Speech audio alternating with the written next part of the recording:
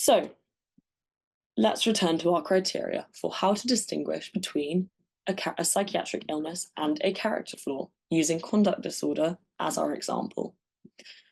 So the criteria I'd argue that we should use to differentiate a psychiatric illness and a character flaw are the following three things, which we covered in the last lesson.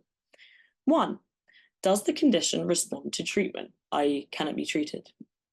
Does the condition have strong links with certain risk factors? And does the condition subside or change when the environment changes or the individual develops? Well, as you've seen with conduct disorder, it does respond to treatment. There are parenting interventions that have proved to be effective, as we saw on the previous slide, and there is evidence to suggest that mental health interventions or mental health service contact can reduce the symptoms of conduct disorder. So yes, the condition can be treated. Does the condition have strong links with certain risk factors? Yes, we've seen with conduct disorder that yes, poor parenting and poor family dynamics in the home when growing up for children increases the risk of the onset of conduct disorder. And there's also evidence to suggest that mothers who smoke during pregnancy are more likely to have children who develop conduct disorder.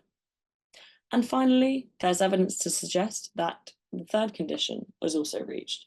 Conduct disorder, in general, or the majority of cases at least, subside after childhood or adolescence, mostly due to developmental and environmental factors, i.e.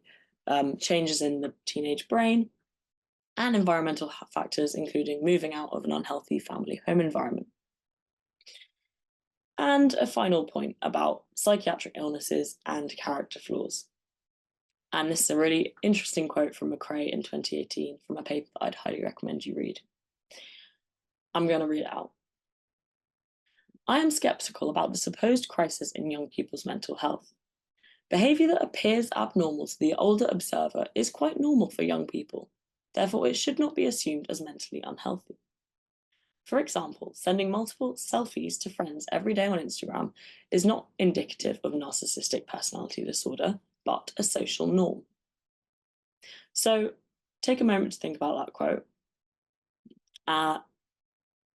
because I think McCrae is saying something very interesting in this quote, and potentially a new angle that we could bring into our essay.